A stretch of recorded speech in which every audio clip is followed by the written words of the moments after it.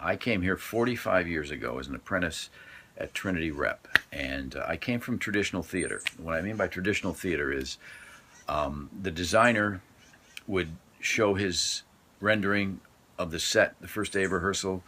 The costumer would show the rendering of their costumes, and the same with the lighting plot. Everything was set from the beginning, and people were a little touchy about their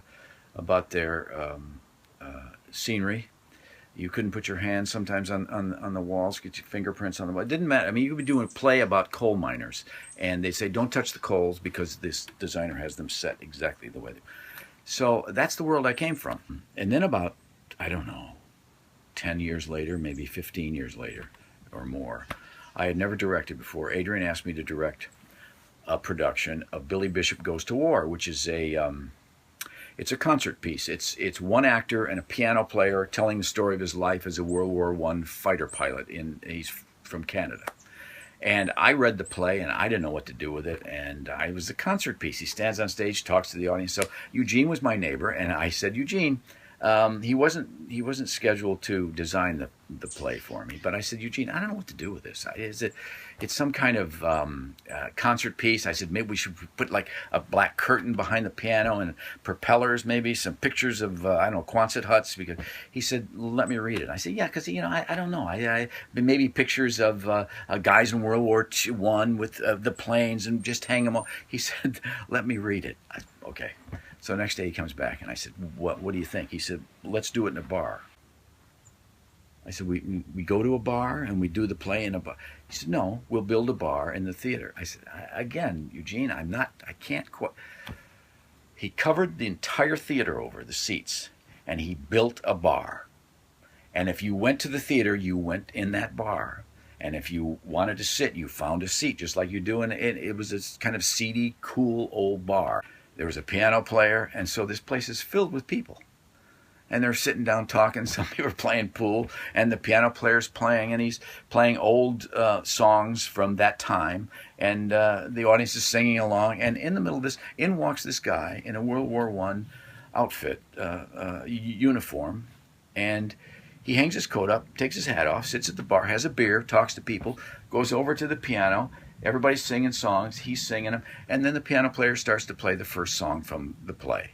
And nobody knows it but the actor. And Peter starts singing the first song. Everybody gets quiet. And after he finishes the song, there's some applause, and he said, something amazing happened to me today. And he started to tell the story of his life. And it was incredible. They were all there with him. He was on the pool table. He got on the bar. He sat in people's laps. If he needed a hat, somebody gave him a hat. If he needed a stick to fly the plane, he used a pool cue. It was like you had come to a bar on the night this man came in and told you the story of his life. And it was incredible. And a few years later, Mike Nichols, the great Mike Nichols, had done this play on Broadway, and it was not successful. And I was doing a movie with him, and he said, I hear you, because the production, the word of mouth about the production got around. He said, I hear you did a really successful production of Billy Bishop Goes to War. What did you do? How did you do it? And I said, I didn't do it. Eugene Lee did it. I learned from that amazing experience that what Eugene is only interested in is how do you make the theater the art form that is totally different than any other art form? What can the theater bring that movies can't?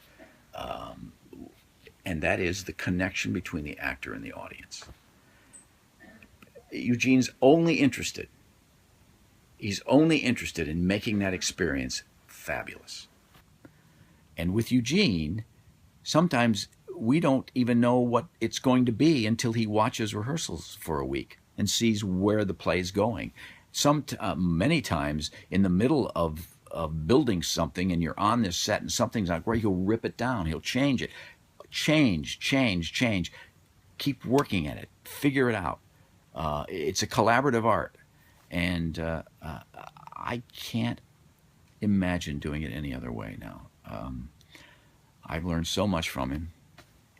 He's an incredible problem solver.